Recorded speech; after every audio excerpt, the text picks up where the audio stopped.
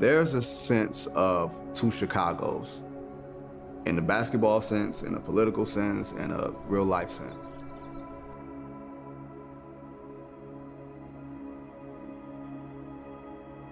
The history of segregation in Chicago met at Derrick Rose.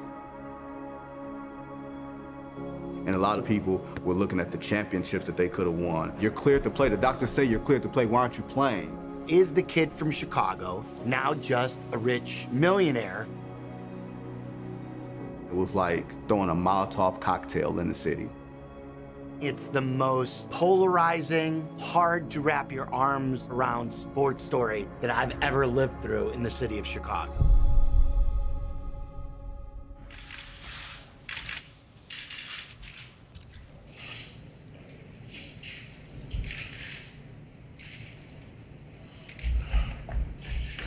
You know, I know it's emotional, but you just have to understand that you're inspiring millions of fans, but inspiration goes both ways. So maybe you can tell us a little bit about the inspiration that you're getting from your fans.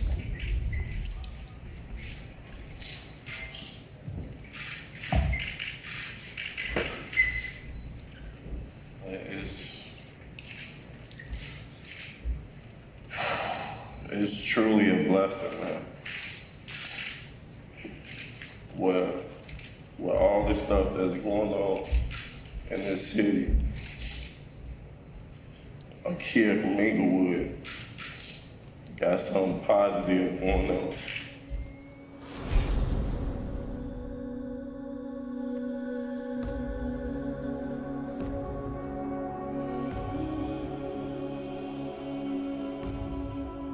Anytime you see me cry or show emotion like that, it comes from a place of appreciation, of knowing where I came from.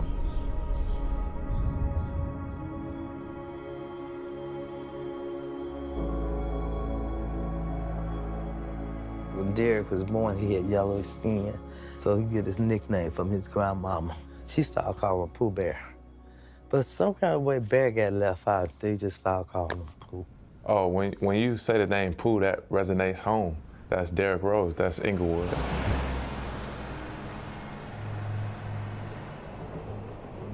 Being from Chicago kind of fucks you up a little bit, bro. Like, even stopping at stop signs, lights, you're looking on the side, you always think somebody is sneaking up on you. I don't know why. You always think something is going to happen.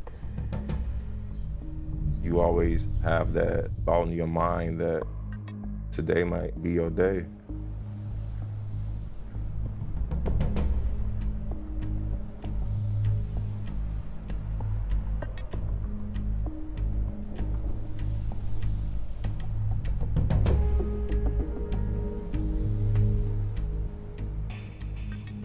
When we first moved to Inglewood in '73, it was a tree-lined street. It turned rough one while when drugs came in the area.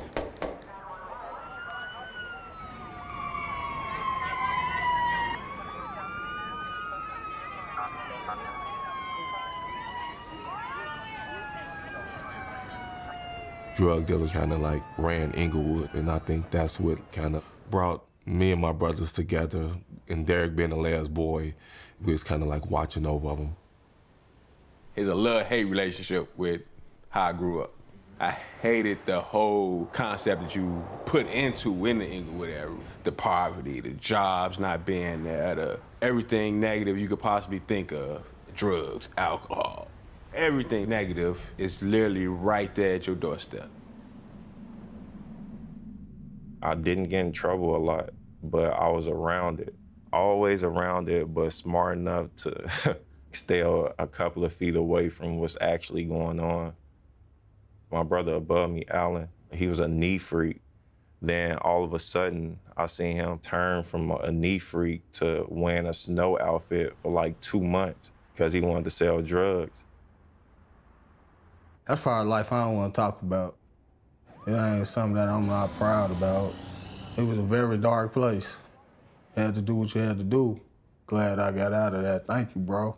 I knew that life wasn't for me. We just sheltered him, but he was able to see just a lot of the bad things. But as of like him wanting to join the gang, him wanting to sell drugs, that's something that we stayed on him. Like, nah, you're not going to do this. You're going to go to school. You're going to go to school. You're going to play some type of sports. Because we just all figured that, you know, sports at that point in time was going to be his only way out.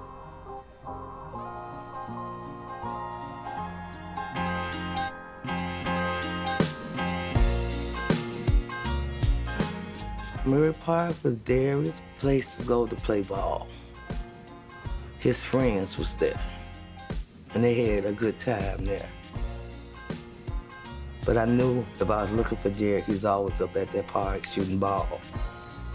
It's a place that me, Derrick, and so many other people from this community grew up in. We were here almost every day. They even nicknamed that Murder Park just off the strength of people getting killed up in the park. If you go to any other basketball court outside of our neighborhood, it was for sure you was gonna get jumped or get shot at, and you didn't want to deal with that. So we only went to one park.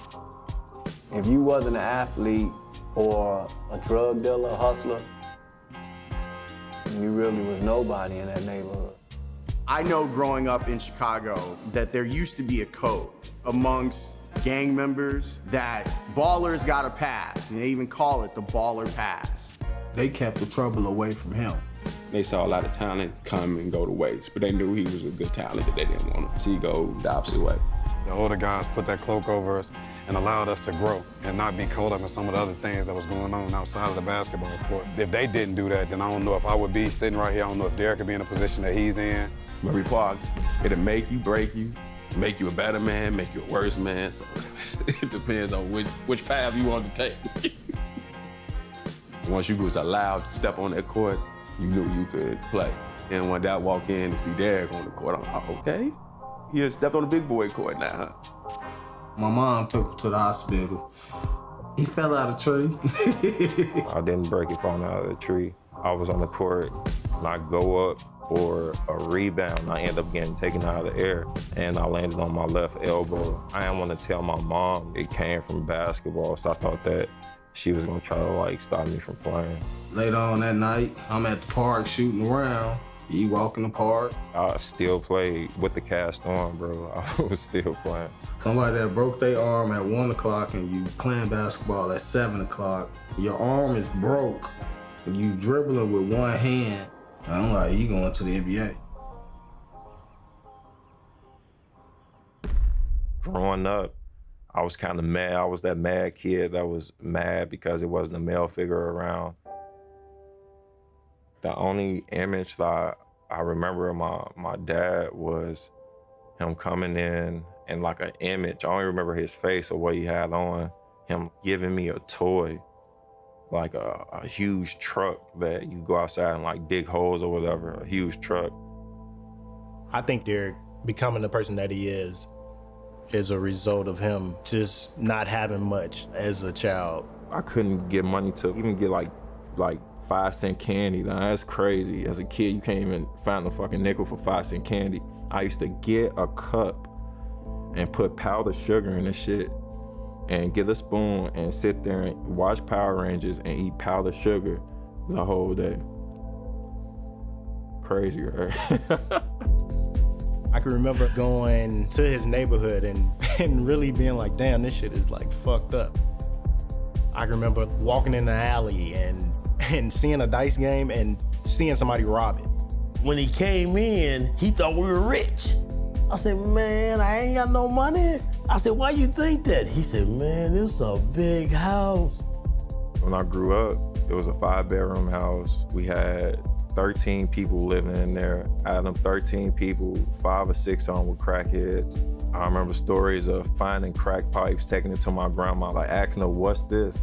There's no way I should have been in that environment, but no human should have to go through, but you are, and you're surviving the whole time. You're not living. It's straight survival mode. My biggest motivation was my mom, just seeing how she struggled. He would come home and he'd see his mother sitting at the table and she opened up the mail and then she just crying. He said, Mom, what's wrong? Baby, I don't know how I'm gonna pay, all these bills. And we would sit down and look at the bills and figure out Which bill can we pay? Light and gas is the main thing. We could get food, it was okay. And sometimes I would lie to him and tell him we got enough of this. Sometimes we didn't. And yes, my gas had went off before, and I had strived to get it back on. I had no choice but to tell them then. I could go to my other sons, and they would give me money to make sure that my bills stayed balanced. So we all worked that way.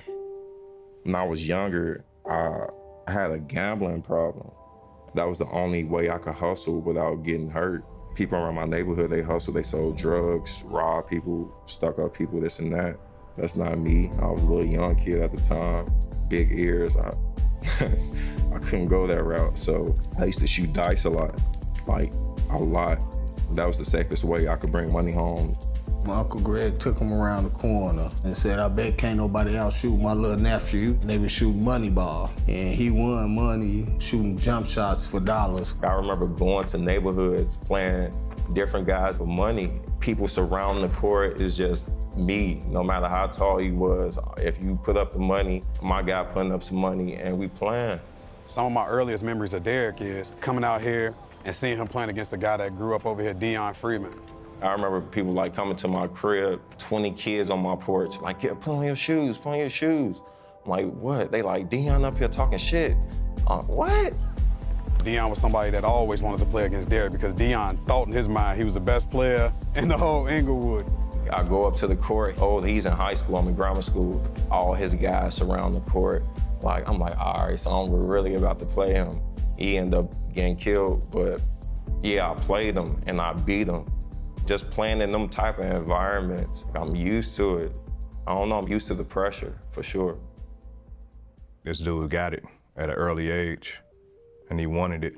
When I saw Derrick, I couldn't believe he was the age that they were saying because of his basketball IQ. I mean, his basketball IQ was up here, and the other kids were down here. He had the 4 S's: size, speed, skill, and strength. Stevie Wonder could have coached him.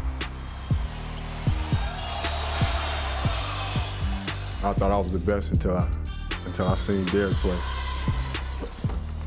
The way he moved, the way he passed, the way he thought about the game, everything, his approach to everything was a little different than everybody else around his age.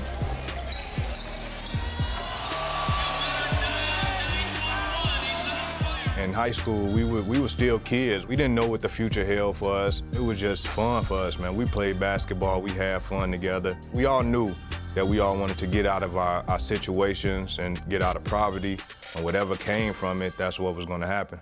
He said this, I'm gonna save my family. I heard him say this. I said, how you gonna save your family? Watch. If I were you, I would hate me too. But I mean, got nothing to lose. Derrick Rose is maybe the best player in America. You look back 35 years and you can tell me I could have 2 guards in the history of this state. I take Isaiah Thomas, I take Derrick Rose. I've been a college basketball coach at Northern Illinois for 4 years, and I get a call from one of my friends in the city. He said, hey, there's this kid gonna be going to Simeon. You need to check out this kid, Derrick Rose. Now I'm calling the city championship game. I'm watching the Froshsoft game. And I see this kid who can jump out of the gym, but he's tough, he's chiseled, he's athletic. And I said, who the heck is that guy? That kid's a stud.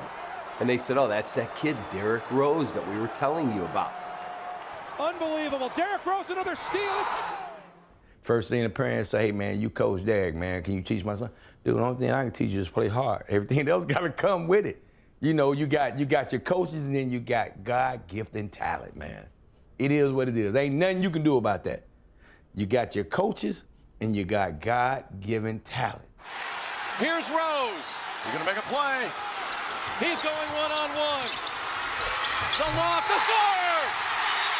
Derrick Rose with the bucket. They have won the 2006 state championship. And the Simeon Wolverines will have done it.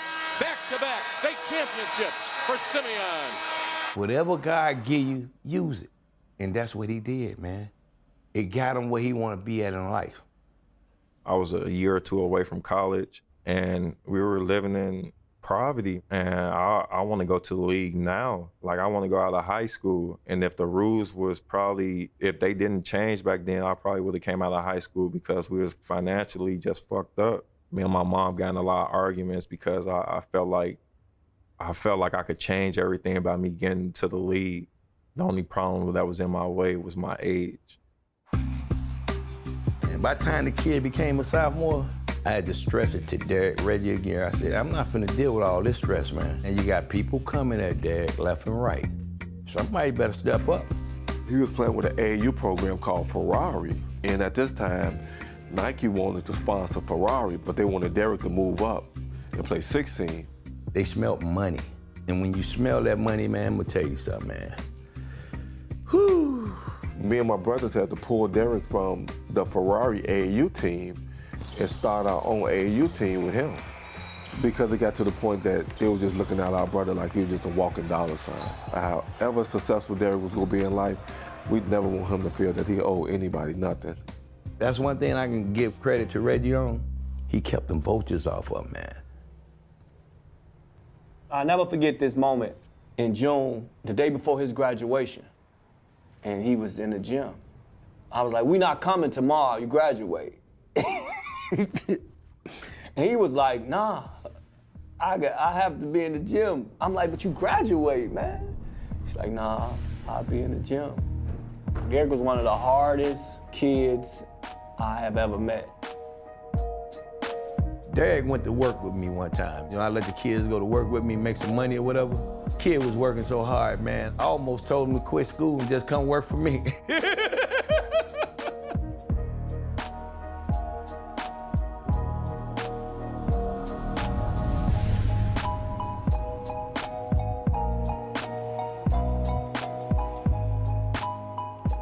He comes on campus in the summer, and I go in the gym, and I see him walking in, and I walk in. Absolute sweating, craziness, going nuts. He had been in there about an hour. I take a recruit somewhere, come back to campus. He's still in the gym. He'd been in there 5 hours. I call him over, "Kid, what are you doing?" "What do you mean?" "Market coach, I work. I gotta get better. I'm fearful that I'm not good enough." He called me and he was like, "Man, I'm ready to come home. I don't think I belong down here." His friends in Chicago said, "Coach, he thought you were the devil." He called us and said, "I'm playing for the devil." So I'm like, "Man, come on, man. He the devil, man. No, I hate him." I'm like, "Come on." He really thought Cal didn't like him. I felt like he was picking on me the first couple of months in practice. He threatened me like 5 times to kick me out of practice. It's like, damn, why you on me so hard, man? But I was venting to Dre because I felt like Dre was the only one that was gonna hear me out. Couldn't just let him do what he wanted to do. And I had to coach him in a way like, okay, feel this out, yet here's when you're the best version of you. This is what it looks like. And by the end of the year, it wasn't close. He was an absolute beast, offensively, defensively, leadership, all those things. He ended up sticking with it, and Cal now his best friend. The best players I've coached, him being one, Anthony Davis, I can go John Wall, the best players were fearful they weren't good enough. And that was part of their fuel. Then when they figured out, you know what, I'm not bad, they all turned that fuel to, well, I am good enough, but I want to be the very best. And then it turns to the very best that ever played.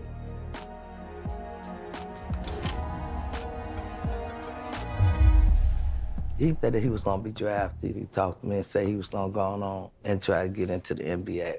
We sat down, he talked about it, asked him this what he really wanted, and he said yes. My thing was just playing in the league, like playing in the NBA. I never thought about where I'll be living or what car I'll be driving or something like that. I thought about playing in the league and making sure that my family was just comfortable. I wasn't even watching the draft lottery that year because the Bulls had such a infinitesimal chance of landing the #1 overall pick. And you're sitting there going, there's no way, there's absolutely no way that these ping pong balls are going to fall the way of the Bulls. The second pick goes to the Miami Heat. And that means the #1 pick in the 2008 NBA draft will be made by the Chicago Bulls. I gotta call my brother. When the ball fell saying Chicago, what was crazy about it is that we wasn't expecting it.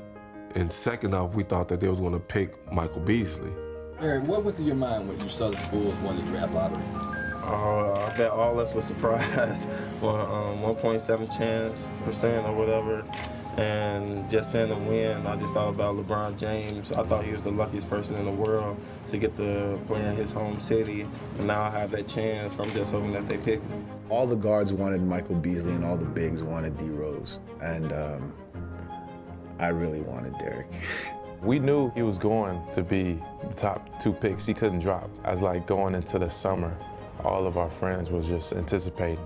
Is he going to Chicago? Is he going to Miami, especially in the lottery? Where is Derrick going to go? A day after they win that lottery, I called John Paxson and I said, you have no decision. Derrick Rose is a slam dunk #1 guy. It's not even close. And I remember getting into a debate with Stacey King. I said, Stacey, this is Secretariat at the Belmont. You take Derrick Rose and it's not even close. My pick was Beasley at the time. And boy, I'm glad I'm not the GM. I'd have been fired. This wasn't even a conversation. It was Derrick Rose, and there was no chance that Michael Beasley was the right choice in my mind or your mind or a lot of people. But that's what I remember most about heading into that draft. We don't agree on everything. We've done a show for 11 years. We sat in this studio, and there was never a debate. We would open up the phone lines and the fans could debate with us, but it was never a debate on who the Bulls should take. It was Derrick Rose. Derrick, how disappointing would it be if the Bulls did not take you? I'll be hurt a little bit, but my goal is to play in the NBA, and I'll be playing for some team in the NBA. You could sense that he had this great passion about the game, and he wanted to succeed so badly. He didn't always articulate it to you, but you could just kind of felt it when you were around him. Getting to know him and seeing the humility he carried with him was really impressive. We didn't really know Chicago was going to pick Derrick until the night before, and we received a call from Chicago. Chicago told Derrick they really want to pick him, but it's some background history with his brother, talking about me. If he sold drugs, if he was a felon. At the time, I couldn't take it because it's like, is it me that's getting picked or is it my brother that's getting picked? He might not be the #1 pick because of some mistakes I made in my life. But Derrick told the Chicago Bulls, if you can't accept my brother, don't pick me.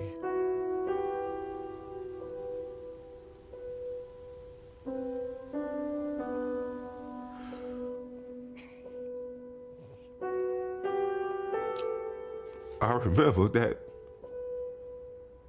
we was all sitting there eating dinner, and he wouldn't eat, but I could see he was hurt. He teared up some, because I know he wanted to be the #1 pick. And I teared up too, because I thought I messed it up for him.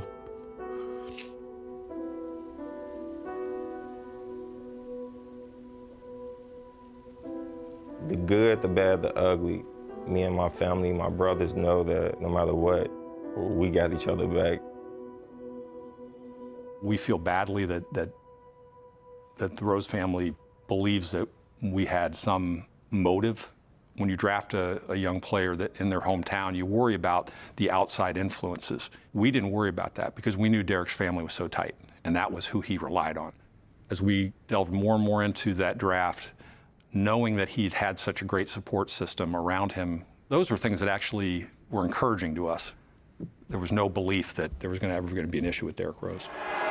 With the first pick in the 2008 NBA Draft, the Chicago Bulls select Derrick Rose from the University of Memphis.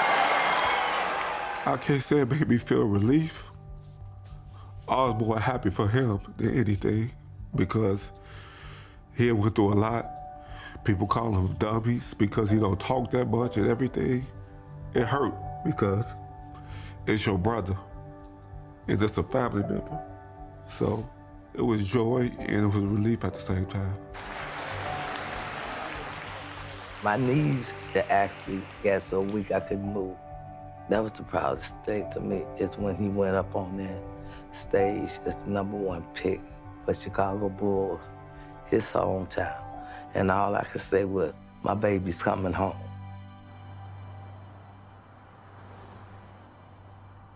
It was like Jordan was coming back.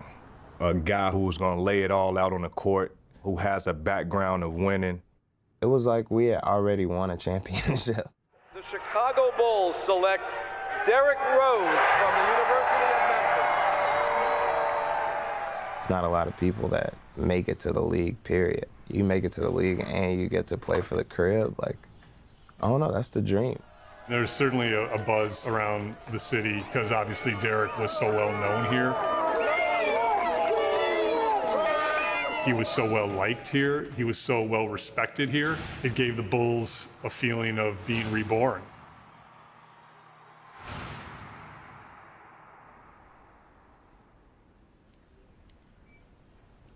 The entire Bulls organization welcomes Derrick Rose into the Bulls family, and hopefully it's going to be a terrific ride here for a long, long time. I want to thank you all for all coming out, and this is a dream come true to be a Chicago Bull, and I'm happy that the Bulls picked me, and that's about it. That's about it. This is what I felt like I was made to do, was to play basketball. If I wasn't to play basketball, like, I don't know what I would have done. Like, I probably would have been selling drugs just like my brother if I didn't find basketball. Please give a warm welcome to Chicago native, #1 overall pick of the 2008 NBA Draft, and the newest member of your Chicago Bulls, Derrick Rose.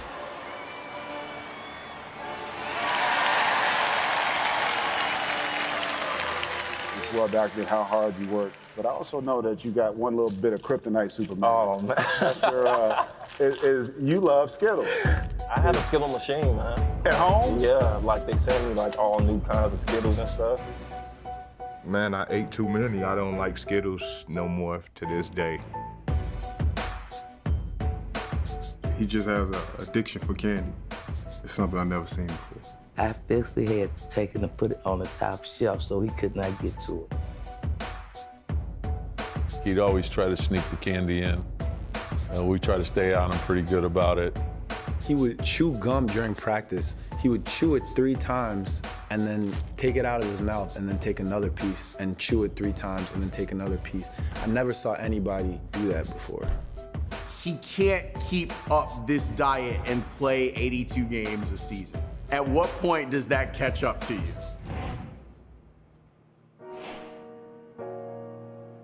Derrick went to Summer League and was awful. You know, and that's the one where you go to Summer League and the guy gets 30 points and they go, well, it's just Summer League. And so he shows up in Summer League and he just played terrible.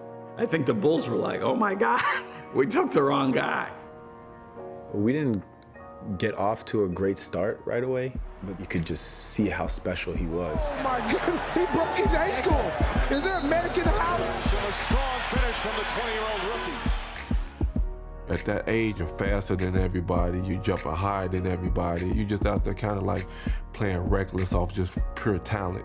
Derrick first year in the league was off the chain. It was crazy. Had the city on fire. It brought everybody together. It was like Mike back in the day. 7 o'clock, everybody in the house watching the Bulls. It was like watching that little kid that was in Murray Park running around ever since we was little doing everything. Now he got a Bulls jersey on. I remember going to Bulls games and just feeling like that was his stage and he would perform every time. Not only did you have a good player and the guy worthy of #1, but a future All-Star and possible MVP was his first playoff game ever, and that was against the Boston Celtics. I believe I was actually having like a house gathering with some friends. Everybody just sort of stopped what we were doing. He is out of this world. First game of the playoffs? That's what they're telling us. It's a very special place to play. A lot of history. They were the defending champs. What he did that night was just show that I'm here to stay and nobody can stop me. People really underestimate having hope, and that's what Derrick represented for us as his teammates and for the city. We didn't win the championship. We lost in the first round, but people still come up to me in Chicago and talk to me about that series. That year, my brother was playing on the opposite team. Derrick just get to going crazy, like bucket after bucket, because nobody anticipated the Bulls to even win or have a chance. So after the game, I remember talking to my brother, and he just told me he real. He like, nah, he real.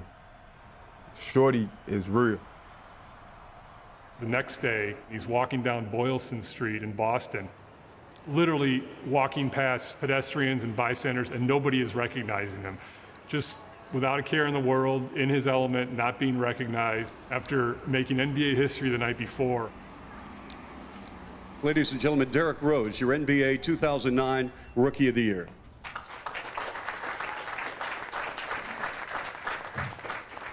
Derrick, this may be the first of many NBA awards you're going to get. Who's going to get the trophy for this time? My mom. Till I get my real house or something like that, I'll fight it in. But my mom's going to get the award right now. I think that she deserves it. She'll probably clean it every day or do whatever she has to do to it, but I'm definitely giving it to her. These is like all the trophies and stuff that he got when he played. This is his little spot, and these is his trophies. This is his trophy in 2008. It's the T-Mobile Rookie of the Year. He got that from Chicago. This is his other one, Above the Rim Classic. That means he was jumping high.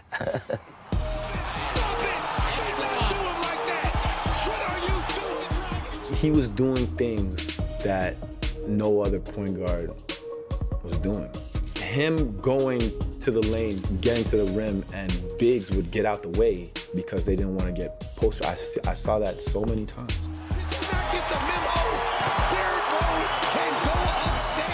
That dunk kind of made people think, should I go block the shot? I don't want to end up on ESPN or a commercial because it was that freaky. Derrick put that ball and cocked it behind his head and scratched his back with it and just kind of swole up like a cobra. Man, it was the most ferocious dunk that I've ever seen. I've seen Michael Jordan dunk on a lot of people, and that's probably like the best poster I'd ever seen. I wouldn't say that. I wouldn't say that, but it was a hell of a dunk, for sure. I like this the most. Too big, too strong, too fast. Too big, too strong, too fast, too good. You ever see Derrick do that one move, man? You try to come behind his back and go behind the rim and go like this and do that? Yeah, tell him he got it from me. I used to think that he was gonna break his back.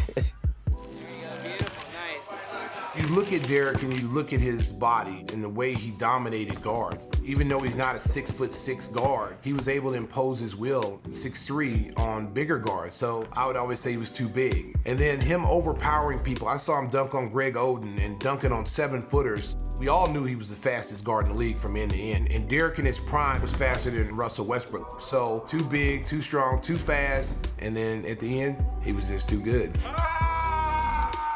People say, well, you made his highlights. And no, he made my job easy. I was just along for the ride. When you have an exciting player and an athlete like that, it just makes it so much easier. What kind of expectations do you set for yourself individually going into year 3? It's high. The way I look at it within myself, why not? Why can't I be the MVP of the league? Why can't I be the best player in the league? I don't see why. Why can't I do that? That's exactly how Chicago people think. When Derrick Rose made that statement, Chicago as a whole rallied around him. They loved it. Fans ate that up. I remember hearing it. I thought it was crazy. He saw the looks of surprise on a lot of media members' faces and just the way that comment was received, and he repeated it, and he started believing it. Why not? Yeah, we even had him on afterwards, and he was so humble, but yet he just would explain to us, if you can't have a goal and you can't say, I should be the best.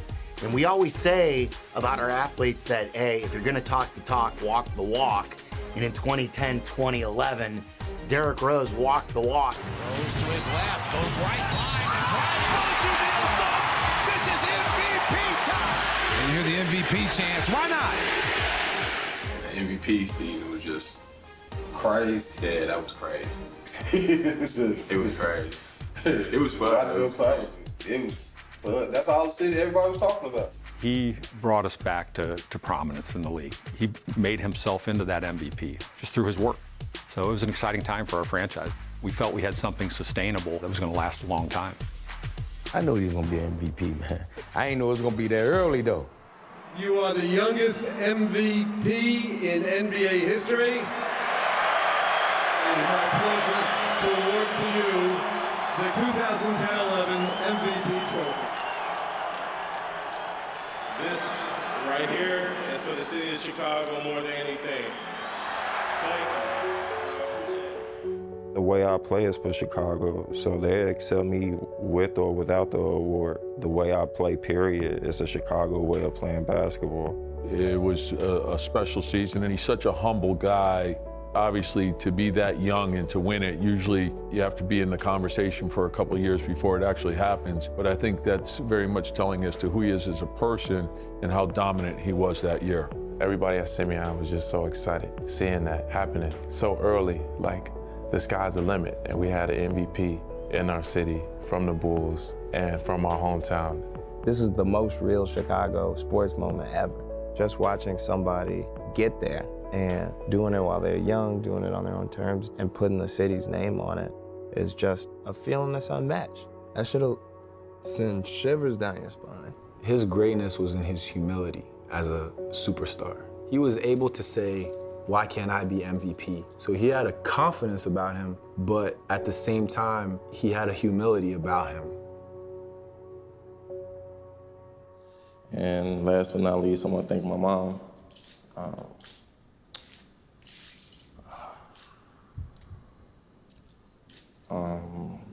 Brother Rose, my heart, the reason I play the way that I play, just knowing that days that I don't feel like going into practice or I'm having a hard time, think about her when she had to wake me up, go to work, just making sure that I'm all right and making sure the family is all right. Those are hard days. My days shouldn't be hard because I love doing what I'm doing, and that's playing basketball. So you keep me going every day, and I love you, and I appreciate you being in my life. It got me. It made me know I did the right thing with my boys, not just with him, but the rest of them. I couldn't believe that the things that he said and stuff that he said about me. And that made me more proud. I could have been on cloud nine because I knew I did the right thing. You know, I was just speaking my truth. Everything that I said was things that I experienced and that I saw with my own two eyes. That all just came out in that speech. There are a lot of people from Chicago that understood how hard it was for his mom to help him navigate through Inglewood. His mom is a very special person, and to be able to do all the things that Derrick has done throughout his career, his family has been a great support system for him. She the reason that this is all here. She fought and she clawed to make sure Derrick made the right decision. Everything, all the awards, all the accolades is because Brenda. People who say like Derrick's not a great public speaker, come on, man, look at that speech. It was probably Derrick's most endearing moment as a Chicago Bull. Derrick Rose, your 2010-2011 Kia NBA Most Valuable Player. What a humble superstar. All at once, Dre brings it to me and say, Derrick told me to bring you this. This is where I put it at, and this is where it's been since he gave it to me. And so this is it. So that's us.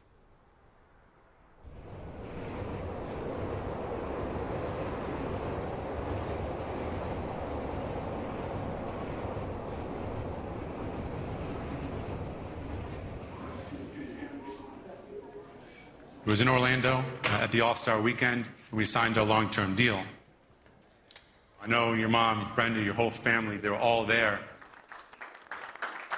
Once the contract was done, tears were shed, and it was a really emotional moment, and an incredibly proud moment for us. But what were you thinking at this point in time? A lot of things. Thought about my past, knowing what I went through. At that time, I was in that room. I couldn't believe it. I was signing a deal that could change not my life, but my family's and my brother's kids,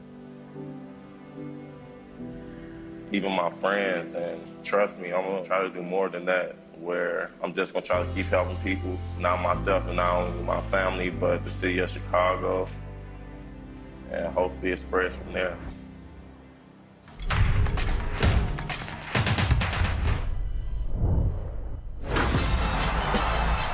I wanted to present you with your jersey. My teammates gonna be jealous. You are sexy. I'm frame this. Derrick was kind of ushering Adidas back into the forefront in the NBA. Here was one of the stars of the league wearing Adidas, and Chicagoans, I remember talking to shoe store places that said that they couldn't keep the shoes in stock. I hate fame. And when I was younger, people used to always tell me, like, man, that's something you better get used to. Like, this game gonna take you far, you better get used to fame. And I'm like, no, I'm not. I played this sport because I love the sport and I want to take care of my family. All this other bullshit as far as like fame and everything else that comes with it, don't get me wrong, I'm blessed to have it, but it's just not me. With that kind of money also comes huge responsibility, huge judgment from people. There was a lot on his shoulders. He was just this young kid from Inglewood that made it and that didn't understand exactly why he was where he is. You can take all this away.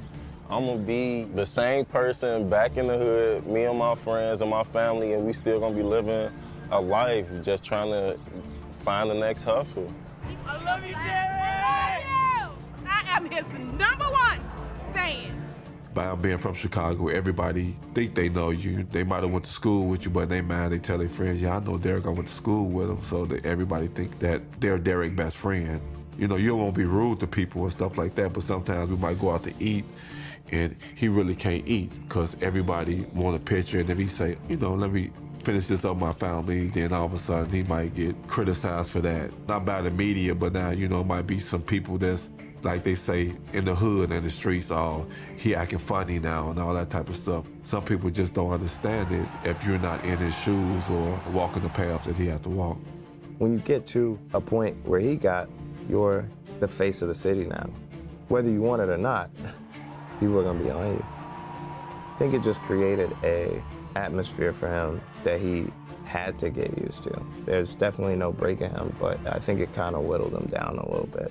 I'm not gonna say it was hard because Derrick loved the city of Chicago. It did get draining for him, but he loved the city, man, and any fans that wanted to come up and holler at him, he was willing.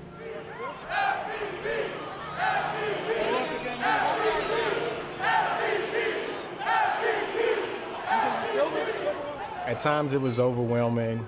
I would say like in public and things like that, especially in Chicago, because he's from there, you got so many people pulling at him. From family to old friends to friends we went to high school with, friends he went to college with. I get people that I didn't even go to school with, people that went to school with him texting me, trying to get to him, and that's a little overwhelming. It still is at times. I just would always remember him saying, if he having the blueprint. If he just always thought if I continue to work and work and work, everything would be okay. The stardom motivated him. Yo, D, crazier than last year? Way crazier, man. As you can see, it's a million people here, man.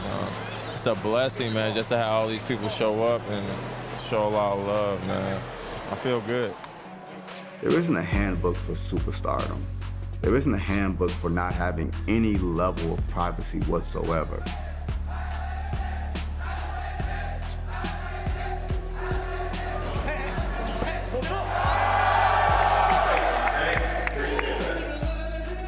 Coming out of Inglewood, then getting the Adidas deal, that's a lot for a young man who lives in a very self-contained environment to deal with.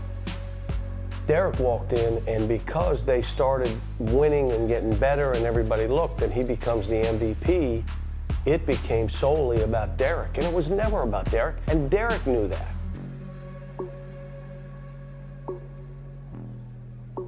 Derrick has been very committed to his teammates, to this organization, and to his hometown of Chicago.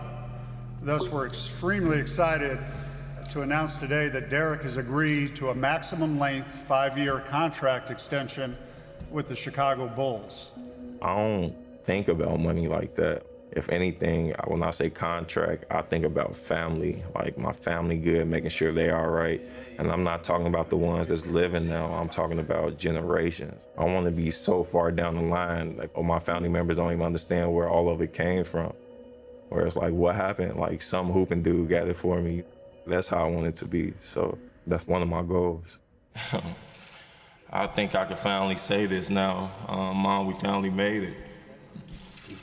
I just remember euphoria. I think at the time it was 30% of the Bulls' payroll, and you didn't have any problem with it. It was like a kid earned the contract, pay him whatever the league will allow them to pay him, and let's go get a championship, something we haven't seen in this town since Jordan and Pippen and others. 2011, 2012 was the 7th banner. It was gonna go to the rafters. We were preparing for a parade in the city. We knew that team was that good. The way Derrick was playing and carrying, we knew we had a shot. I remember those playoffs starting, and I believed in my soul, in my heart, that nobody could fuck with us. It's a pretty good feeling to feel that way, and nobody is gonna be able to take this from us. This is our chance to win the championship. Derrick was ready. We were ready for him. That game 1, I mean, we were so ready.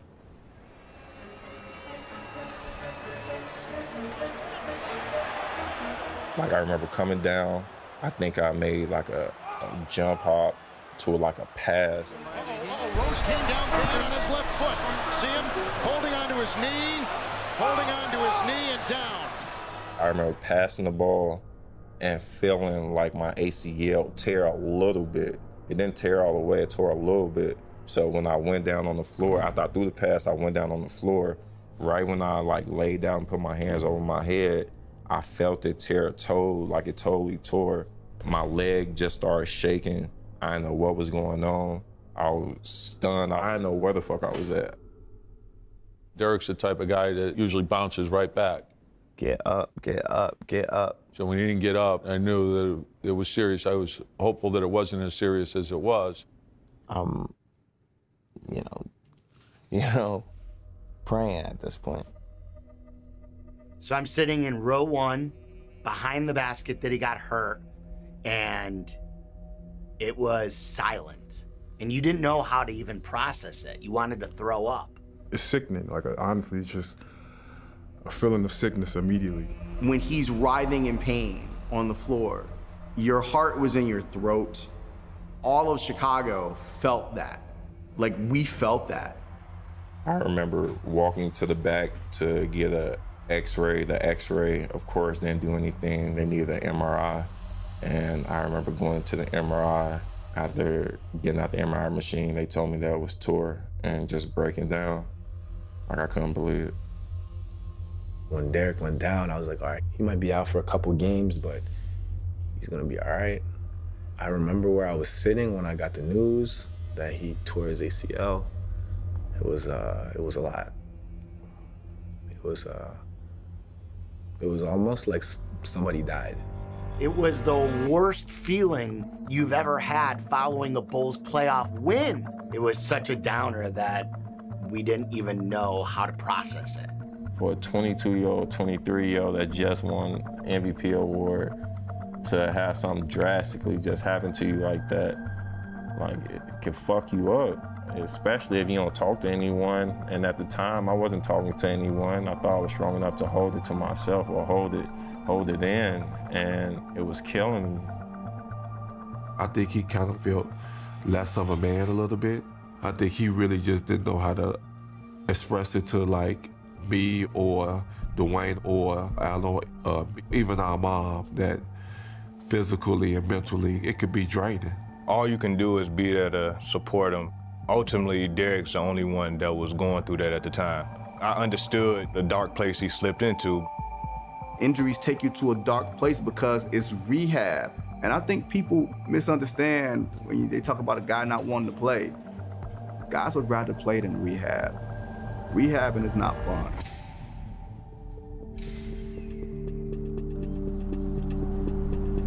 I waited a couple of weeks because they call it pre-rehab, where they try to strengthen it as much as possible.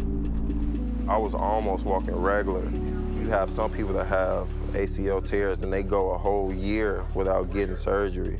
So I went a couple of weeks, I had to get surgery. You know, he's full of athleticism, and he's really never had to do the rehab components in life. That's why I really believe he has a chance to be 125%. Doctor, in Derrick's case, what made him great was his ability to explode to the bucket, his speed on the floor. Will he be that same type of player after the healing and the rehab? I mean, you know, it's impossible to predict tomorrow. Look, I said at the time, this is not revisionist history, that the Chicago Bulls' biggest mistake. He's up to par as far as what the expectations were at this point in his rehab. Let's not forget he's still got a long way to go. And it may be the camp of Derrick's mistake as well. He's not sitting out the entire year. We're just going to bring him back slowly. I think the biggest thing to do is not put a time limit on it. They should have announced he was out for the year, period. There is no chance he's going to come back. I've been through a lot of stuff before, and I handled it pretty good just growing up. But this right here is just going to push me and make me work harder even more.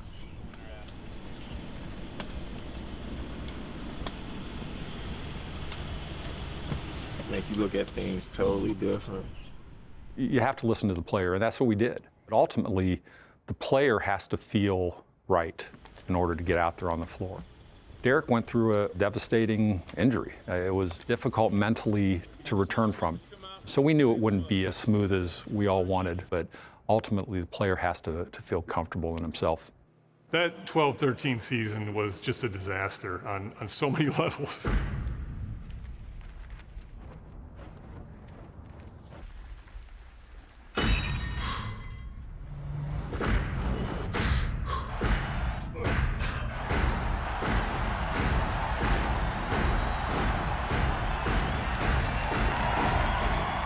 You know, Adidas filmed an inspirational promotional campaign called The Return, and then he didn't return.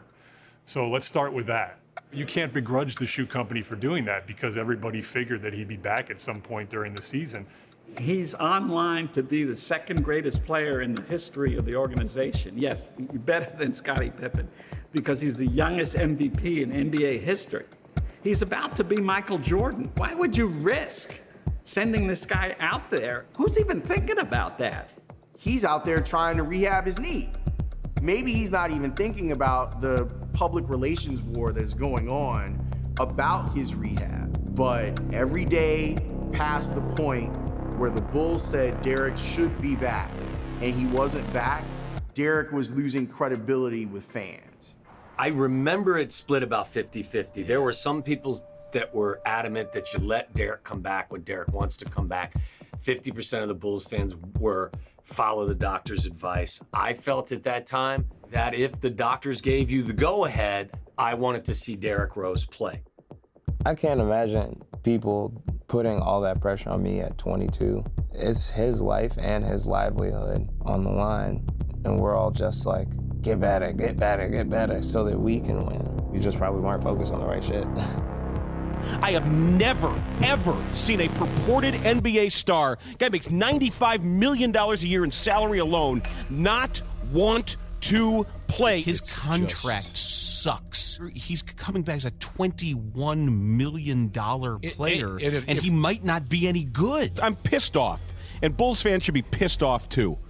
I know a whole bunch of haters out there are saying so many things. I think that's what's gonna drive me. People thinking about what people saying. Like, is he gonna be back, or is he gonna have his speed, or is this and that?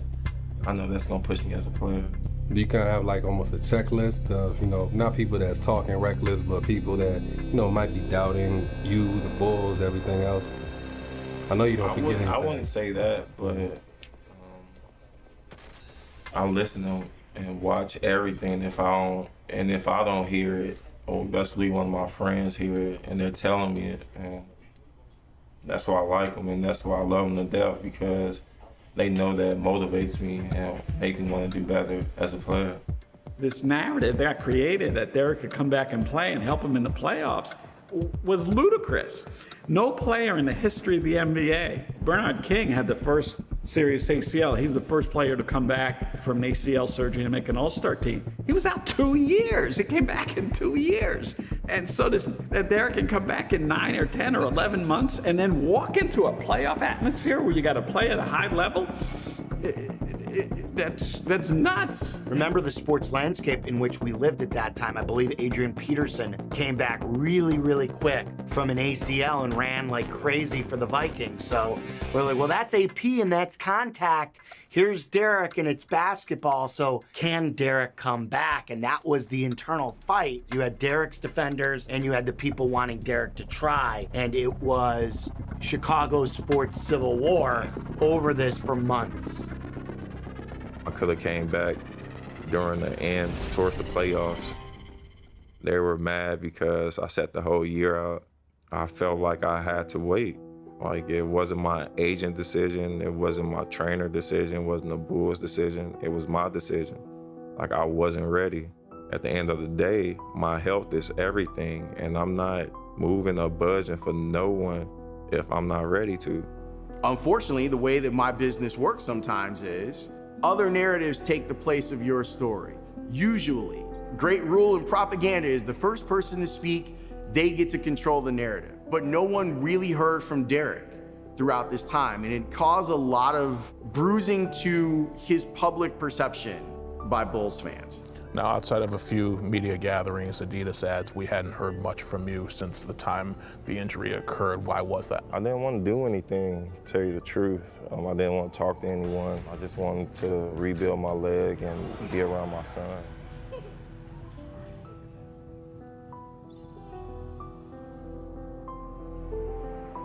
And there was that very damaging story that he had been medically cleared to play.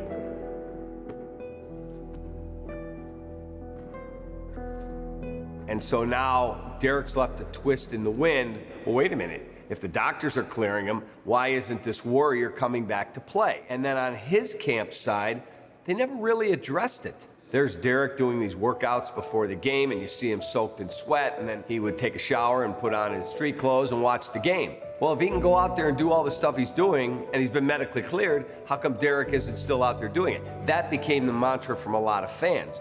I think that's one of many little things that get turned into something larger than it has to be. All that was said was that Derrick physically could get out there on the floor if he felt ready. We were always very sensitive to what Derrick was feeling. You could be medically cleared, but until the player feels he's ready to play, you have to trust the player.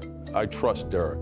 No one ever doubted Derrick, and my dad made it clear from the very beginning that we didn't want Derrick coming back until he was 100%, until he was ready to come back. He never got to the point where he felt he could go out and play without risking injury. You can run on a treadmill and you can do all this stuff. That doesn't mean you're ready to play in an NBA game. There was frustration because we felt the team was really close to being a championship team. I look back at that time and I don't like it because I feel like I wanted him to come back selfishly. He was also my brother and I wanted him to be right. So it was just, I was torn a little bit. I was also very proud of the guys for fighting on without Derrick, and we were always hopeful that at some point he could make the comeback. If we knew from the very beginning that Derrick was not going to play the entire year, and we knew that with 100% certainty, we would have announced that he's not going back the entire year.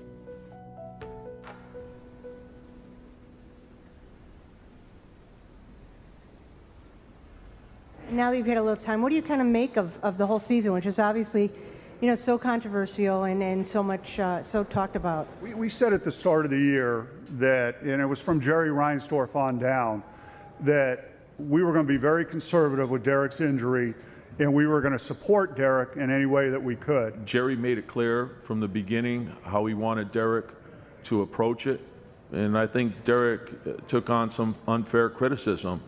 for not coming back, but that's exactly what Jerry asked him to do. Derrick, do you have any regrets how things were handled, either by you, by your team, or the Bulls, and how the communication was between you and the media? Not at all. There's nothing you could do about it. They're free to voice their own opinion. I remember that preseason, and that was the first time I saw him nervous. Emotionally, I think that he was very angry. It wasn't like a peaceful time where, wow, like Derrick's back and he's just in a good place. It was like, fuck everybody, fuck everything. You guys turned your back on me because I was hurt, and I'm gonna show all you guys what I'm all about. Derrick's on the run. Oh, that knee looks good. It was not a happy fighter. It was a fighter like coming to show everybody what I'm all about. He started back to practicing, and then he started playing again. Then the second one. Derrick Rose is limping right now. Almost like he just kind of took an awkward step right there. He was holding his knee. He's limping off. That's the one. So it really said, why me? Derrick Rose reported with right knee pain today. An exam and subsequent MRI confirmed a medial meniscus tear of the right knee. Surgery will be soon. I'm texting you, and I'm like, he did it again. It was disaster. I just remember slumping down into my couch, and you're saying to yourself, no, this isn't happening again. It sucked, man. I look back on those times and it's just, they're not good times. The games keep coming. You don't have time to digest things emotionally. I'm playing in the NBA, I'm living my dream, but those are not good times in my life. I could care less what people say about me or criticize my game or whatever, or how I play. I could tear it 10 more times. As long as I'm playing hard and giving the game my all, I could live with it for the rest of my life. A lot of guys from Inglewood think that same way. They're willing to die for what they believe and what they feel for. That's just Inglewood for you and how you was raised. Our community, we don't care how many times Derrick get hurt. Like, that's a part of life. That's a part of being a basketball player. And we never saw a downside. We never thought about a slope. But as a Bulls fan, what did you think of kind of the rise and fall, like what happened with Derrick, and seeing how high he went and then how low things got? I mean, Derrick had no lows. He didn't, because he still maintained. Derrick is a legend, no matter what. We always wanted him to come back. That was the most important thing, is Derrick coming back. We're his family, and we just love every time he came back.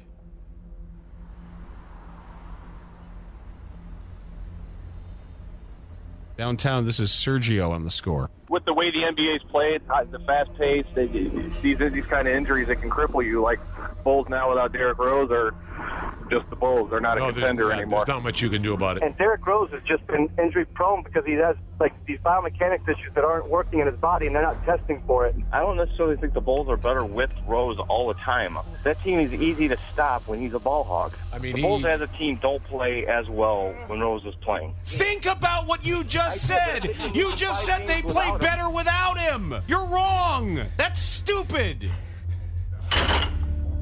It still breaks my heart a little bit as a Southsider, as a Chicagoan, when it seemed like the city turned on him. Well, that's Chicago for you, man. It's the city of haters. So that's just life, though. When you're down, they want to keep you down. It was hard to, hear those things, especially from the fans, for a guy who was giving the city so much and asked for nothing in return. The reaction that I got from listeners was they loved Derrick and they hated Reggie. And people just wanted Reggie Rose to shut the hell up. They wanted Derrick to stand on his own feet. They wanted to hear what he had to say.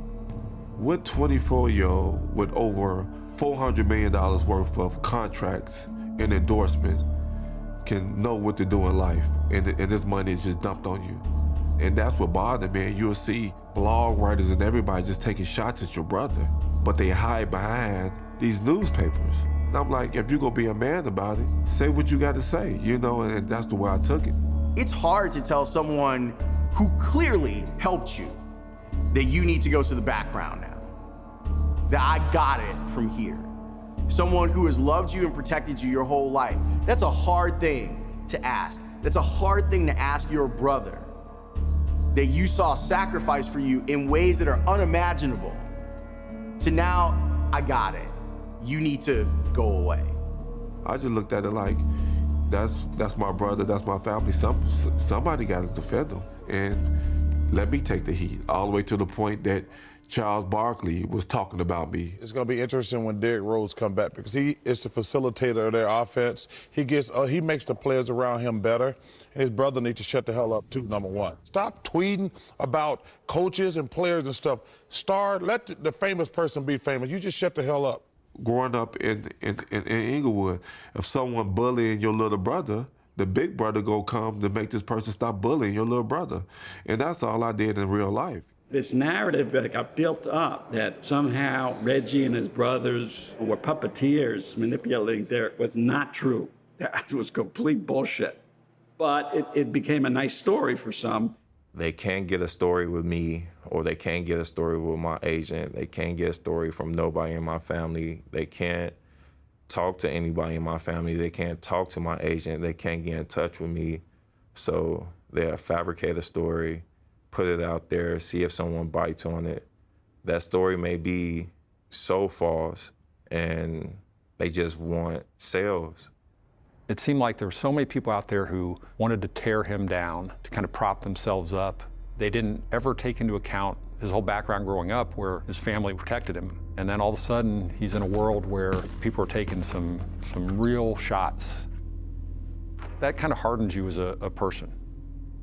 He and I would talk, and he was just devastated by some of the stuff. You know, the injury stuff. He did use it as fuel. Yet, he wasn't used to being injured, and it took more time than he wanted. He was impatient with it. I felt when I came back last time, I wanted it too bad, and this time I'm just gonna let the game come to me. And I still have goals, man. I still got stuff I wanna achieve on the court and off the court. And just hearing so many doubters out there, I guess it's gonna be funny seeing them like eat their words.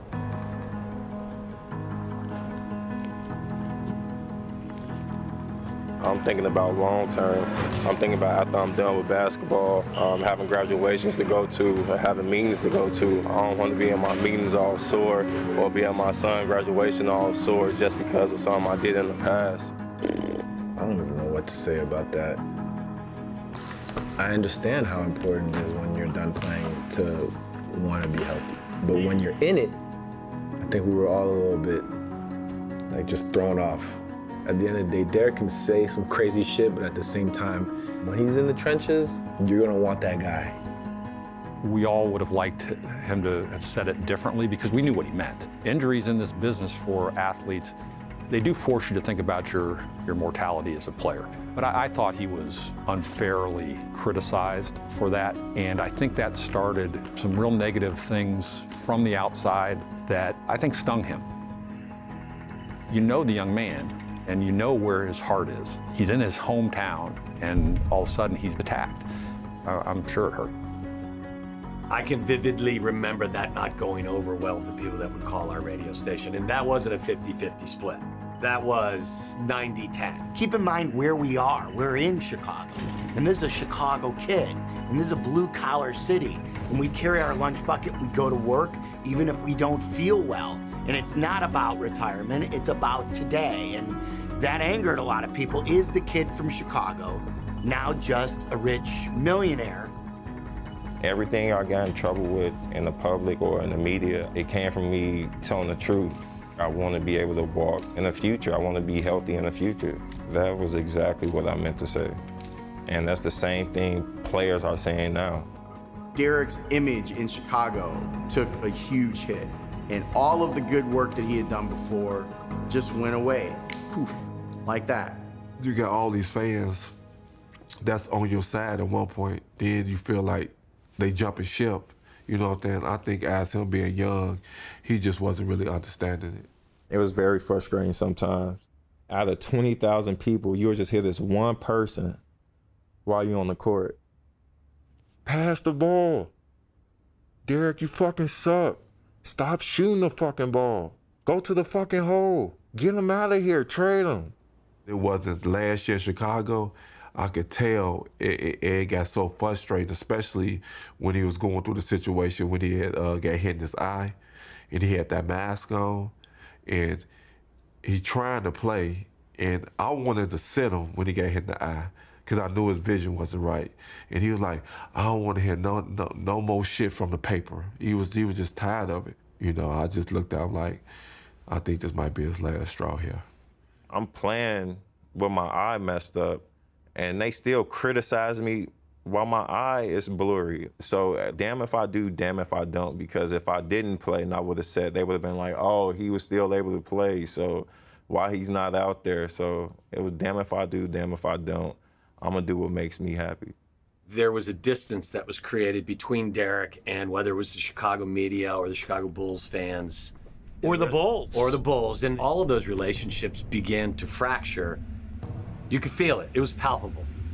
I became a critic of Derrick's because of the way things were handled. And so I'm doing my talk show, Sports Talk Live, on the court at the United Center one night. And our producer walks over and says, guess what? Derrick is going to come on the show. We're on live television. Here he comes. I have to address the elephant in the room that I've been a critic. So when people are critical, me included, you don't let that stuff bother you. You go, hey, man, that's your job. Not knowing where it's going to head. He hits me on the leg. He goes, No, that's your opinion, man. I can't get mad at that. That's your opinion. I can't get mad by somebody's opinion. Wow, this kid's unbelievable. So the guy that said to me at the Berto Center, when I'd die on that court to win a title, that guy's still here. It's still here, man. It's still here. That told me a lot about his character. I don't know where that message got lost or whatever, but I can't pay attention to it. And at the end of the day, like I told Derrick, you know, sometimes to get the crown, shit, you got to go back and get it. You can't just sit back and talk about, you know, what people say. Sometimes you got to just go out there and show people what it is.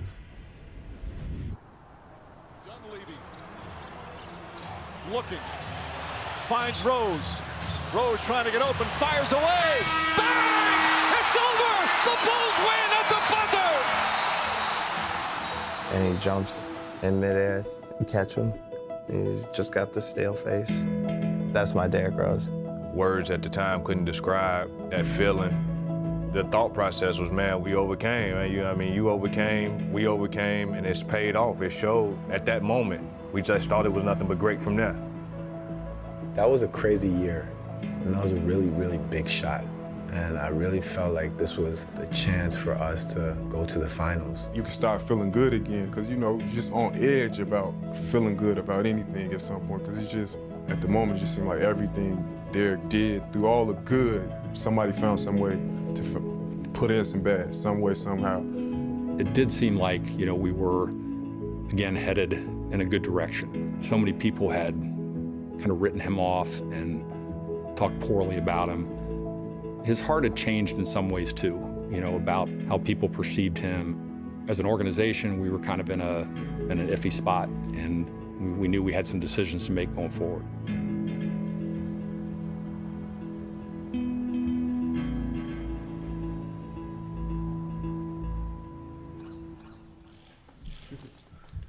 Derrick, you'll be 29 when this contract ends. Can you think of playing for another team other than the Bulls? I don't think so, unless they trade me or something. Unless they trade me. That ain't happening. I would want to finish my career here, but we'll have to see.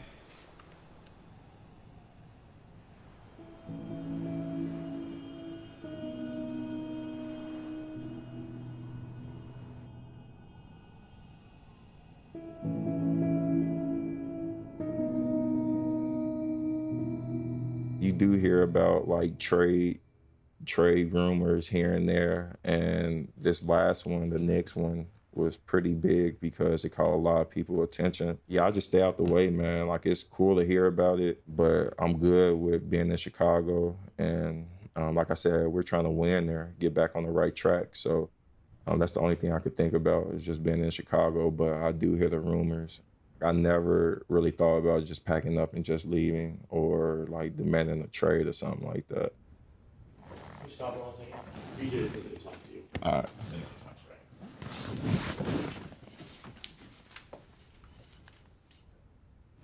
He ain't answering. I'm so nervous right now. I don't know why. Why you want to talk to you? Yeah.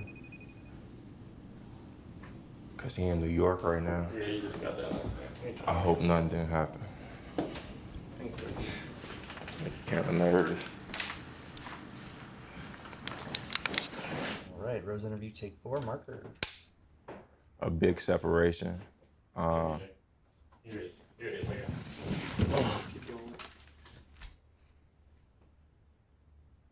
What's up, E?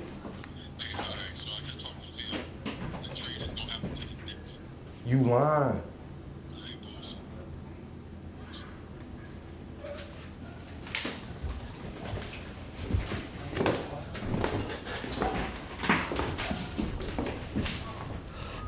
You serious?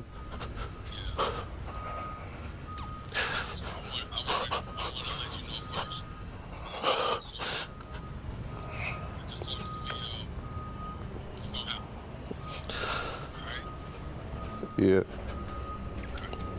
Okay, or you Just in awe.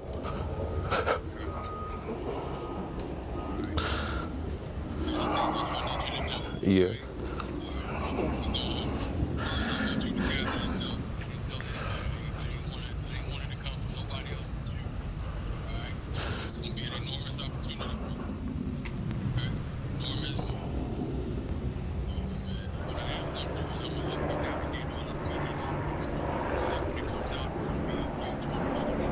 All right.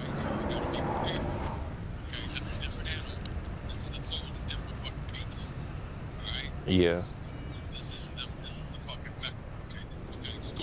All right.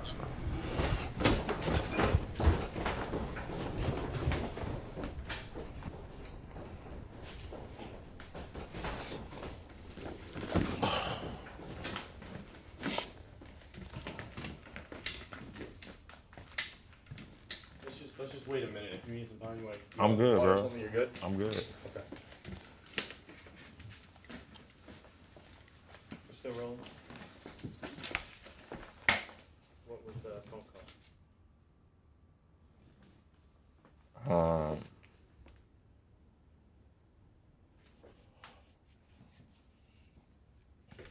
That might be traded to New York.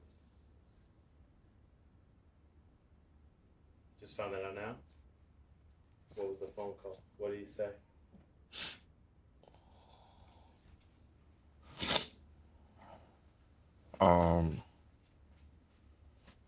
Really just telling me to prepare myself.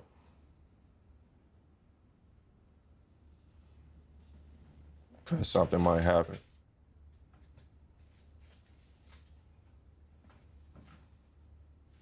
But you don't know when, how.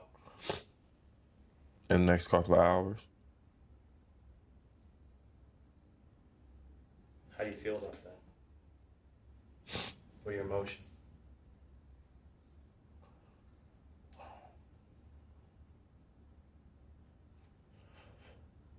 Anxious.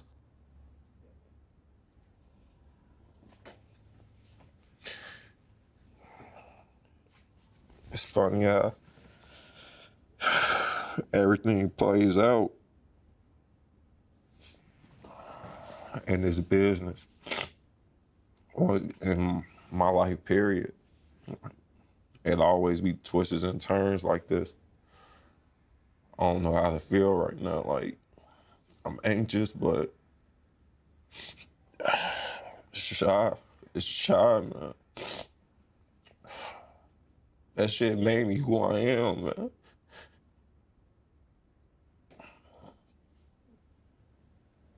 You've been with them for 8 years. 8 years, but it's no hard feelings. Like, nothing, no grudges or anything. If it was that, it's no hard feelings at all. I understand it's a business, and they're trying to do what's best for the team, I guess. And I don't think I would be wrong for using that as motivation. Wow, I just can't believe it. It's a really hard decision to trade any player that you respect and appreciate. But we knew that this was Derrick Rose, and it was a situation that we really had to contemplate. We knew that it would be hard for him. We knew it would be hard for us. We just kind of felt at the time that we needed to go try a different way. And I think, too, that when you factor in all the stuff that he went through, the organization went through, that at some point there was probably going to be a separation. You make tough decisions sometimes in this business, but it wasn't easy. So that's one of those ones that you look in the mirror and you say, this one hurts, because this is a terrific young man who's been through a lot. And there were times I could sense that maybe he needed to get out of Chicago given all the things he'd been through. There were times he felt like his hometown kind of turned on him. I think we all learn a lesson in things like this, that even though it's hard in the moment, as time goes on, we all learn from it. We had questioned if he was going to be there forever, but yeah, they'll definitely trade your ass. I took a ton of phone calls that night, and the majority of the phone calls were good riddance. Like, we had gotten all the way to that point, good riddance, from a kid who had grown up in Chicago. And it was terribly disheartening to hear how venomous fans had become in their critique of Derrick Rose, the player, that they now wanted him out of town. Can you imagine that? You grow up in Chicago, and now the people there don't want you here. I remember having a lady call in who was crying because he was our guy. He was a Chicago guy through and through, and now he's gonna go play for the Knicks. I was really stunned that that's where it ended up.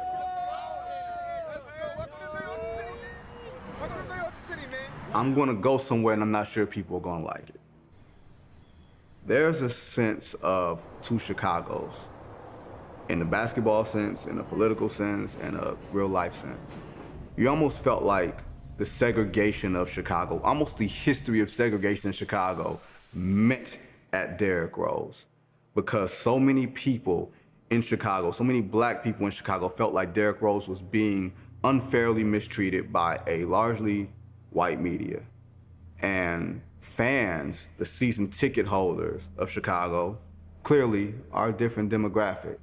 And they looked at the dollar signs, and they looked at, why aren't you playing? And they're looking at the media reports. The doctors say you're cleared to play, why aren't you playing? And then he's out there and he's not the same high-flying 19-year-old that he once was. While the protective version, the outside family, so to speak, of Derrick Rose, people who aren't blood, but felt like they needed to protect Derrick Rose because Derrick Rose was their cousin in some form. Derrick Rose was their younger brother in some form. It was so interesting as a resident of Chicago, but someone from the outside looking in, to see how different it was. And it goes back to the expectations that were placed on Derrick from the moment that he got there relative to the sheer joy that many Chicagoans from the South Side, from Inglewood, felt the moment that he was drafted.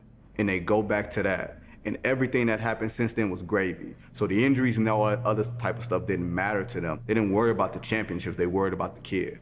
And a lot of other people were looking at the championships that they could have won. They looked at the what-if factor. They looked at all these other different things, from the injuries to the money, to the confusing statements, to the public image. And you could see that it meant, and it was like throwing a Molotov cocktail in the city. It's the most polarizing, hard to wrap your arms around sports story that I've ever lived through in the city of Chicago.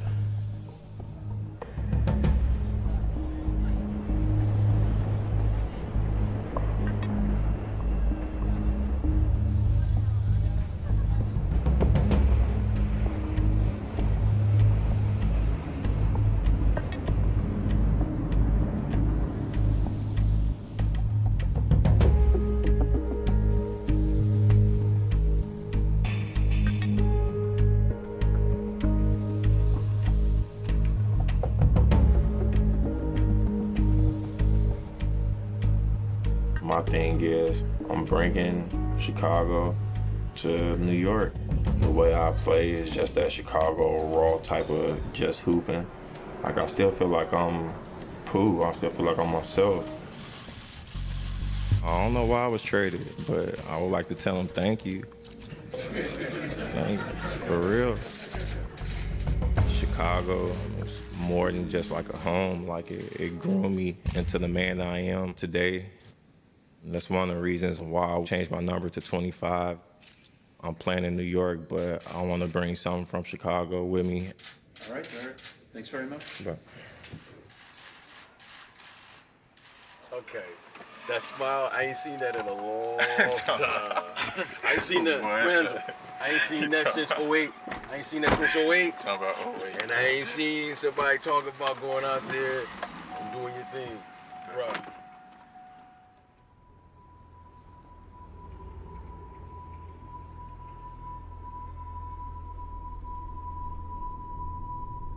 A woman suing Derrick Rose for gang rape in a civil action says that he and several other men drugged her, broke into her home, and gang raped her in August of 2013. Derrick Rose's attorney, though, is speaking out. She says the plaintiff is out for money and that Rose will be vindicated.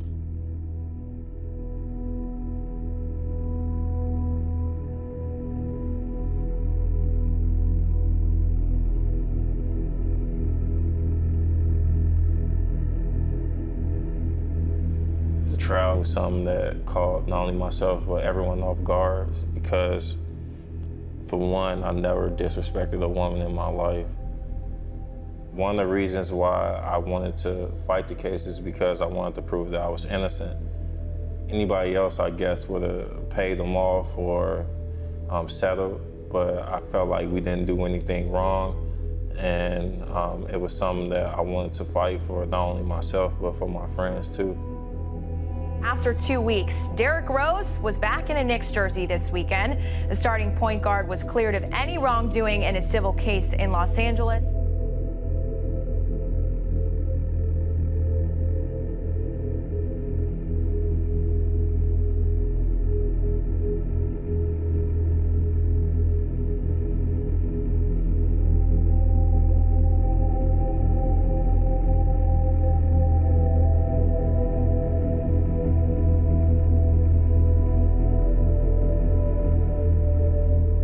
Derrick, going through something like this, has it changed you at all? I mean, it would change anyone, but like I said, I spoke on it, and this is all behind me now. Like, that's the past now. Only thing I can focus on and worry about is the future.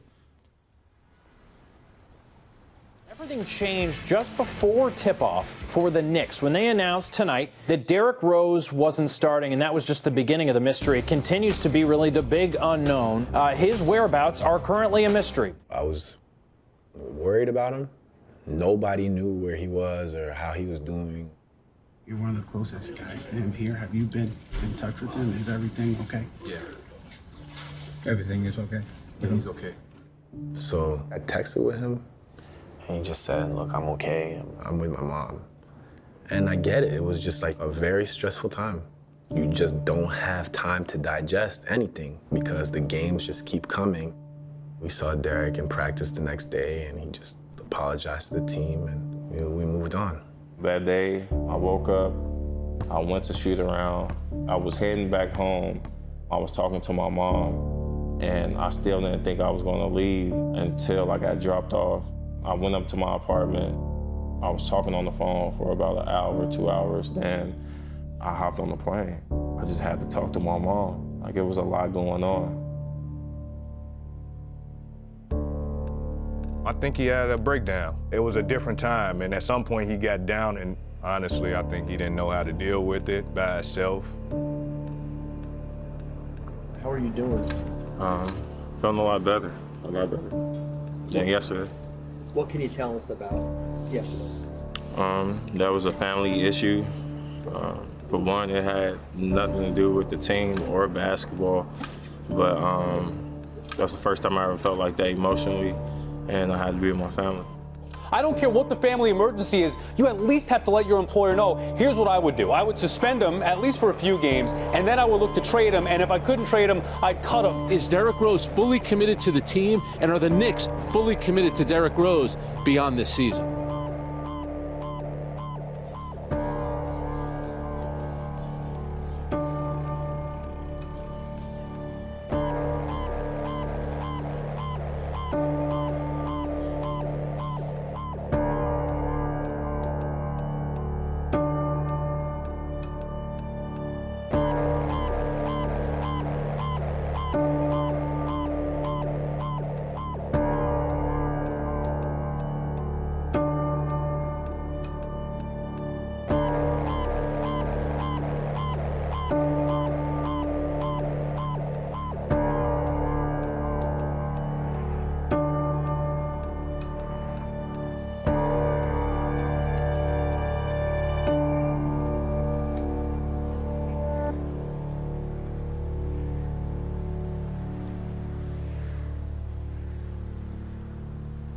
Did it seem like after sort of bouncing around a little bit the last couple of years that maybe you found a little bit of stability here that you wanted? Of course, I'm just looking for comfort. Like, I'm not here to, for one, steal nobody's job. Like, come on, I've been in that position before. Early in my career, I did that. I'm here to help. And obviously, he's grown. He's a lot different today than he was 7 or 8 years ago. I think we all are. You learn from your experiences, you mature, there's a lot that goes on. But he's always been a great person. It's all about not being content. Like, I'm not content with where I'm at as a basketball player, just in life, period. Like, I'm cool with it. I'm blessed to have it. Never take it for granted, but I think I will always want more. And it's not for me. I look at it for, like, my family. Like, it feels good to be able to treat your family the way that I treat my family, and I never want that to stop. Derrick's a very private person. Derrick has his kids now, and he's in love, and he looks at peace.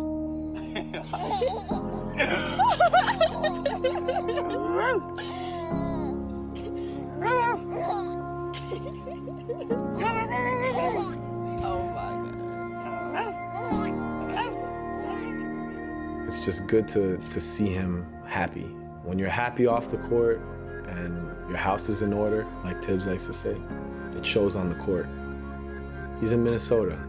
The expectations are different in Minnesota, and he can just find peace in basketball. I'm God gifted, so if I just go out there and play, you'll be able to easily see that the best revenge is massive success, and that's the mindset that I have right now.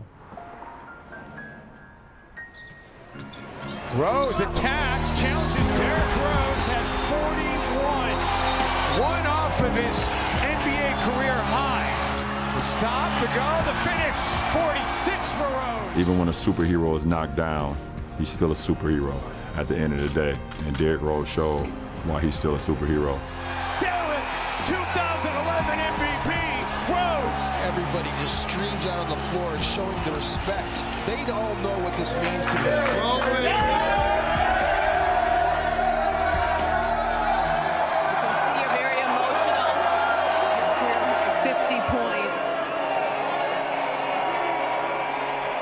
What does it mean to you, Derrick? Man, everything, man. I work my ass off, bro.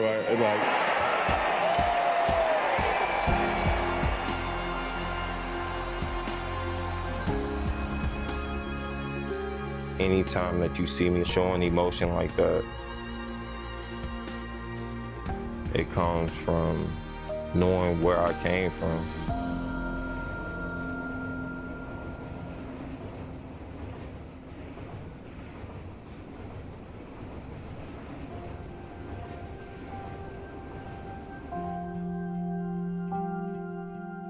In every story, there's a beginning, a middle, and an end. And so the beginning was great. The middle was marred by injury. And I think the end's going to be great. I just gotta do everything opposite of what my dad did, which is pretty easy, especially if I care. The first moment where I ever started to compare athletes or even think about how celebrities as a whole give back or don't give back was seeing him interact with kids in Roseland and Auburn Gresham. It's emotional just being here, knowing where I came from, 2 blocks away from here. And, if it weren't for you all, I wouldn't be here I wouldn't be here before you. Thank you, and I appreciate you all. Thank you. Seeing him paying for people's funerals, just being a part of the city still. He's there for everybody. Derrick Rose! He was everything to Chicagoans. He was everything to Southsiders. Kids that wanted to go to the NBA out of Chicago now had an example and a blueprint on how it could be done. Are there any Simeon players in the great lineage and history you look up to, role models? Oh, Derrick Rose. I look up to that man so much. Me being that 6th grade kid and eager to be in the gym with Derrick and be around greatness, just those little memories is what helped me be the person I am and helped my hoop dreams and inspired me to go to Simeon and to be like him. That's my hero. Nobody contributed more. He gave $1 million to this after-school program. Michael Jordan, and no offense to Michael, but Michael Jordan, Scottie Pippen, none of those guys ever made contributions anywhere close to the level that Derrick Rose did. Having a foundation in Chicago and doing work with at-risk youth, it's important to have people who have gone through a similar background. He came from the hood, he came from Inglewood. So when Derrick would walk in the building and Derrick would talk, it meant that much more because he was one of them.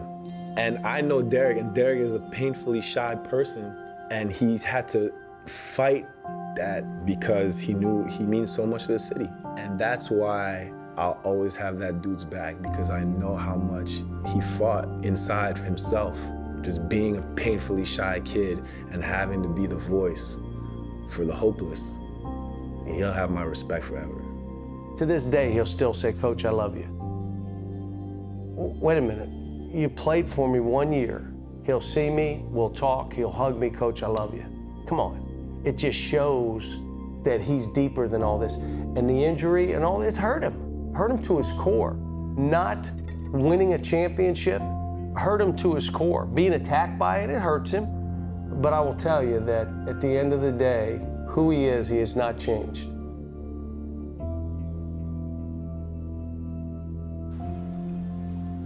Waddle and Sylvie on ESPN 1000.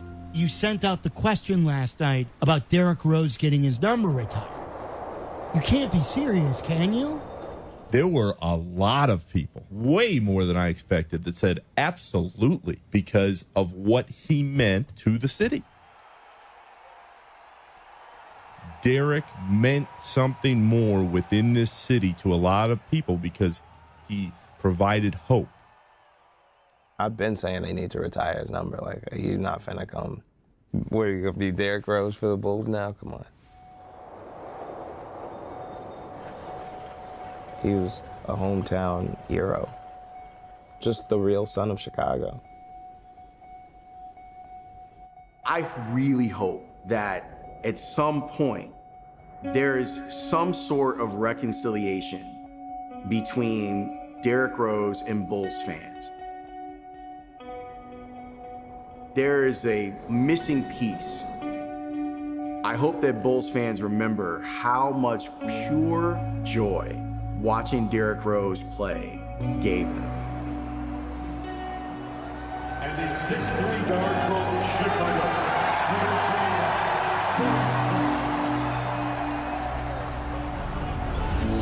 Chris Dunn just draped all over Derrick Rose. Derrick gets the harm. Thing of beauty. Derrick Rose and everybody here at United Center chanting MVP. Yeah, I think that was a smile too. I cracked a smile a little bit, made me reminisce about some of the old days and how grateful I was to be in that position at a young age. It was very special to come back here and play. It meant a lot. Our fans have always been loyal fans, and our fans have adored Derrick. He means something to this city and this organization. He always will. He's so great as an MVP, and then to go through the things, both physically and mentally, to get back to where he's at, and to feel comfortable with who he is. It's a really wonderful thing.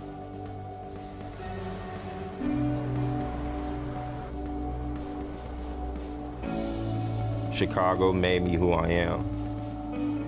Being drafted by the Bulls was a dream come true.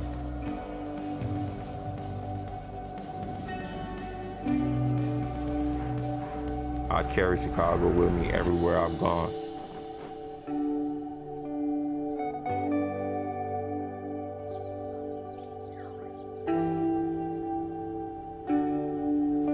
I always will.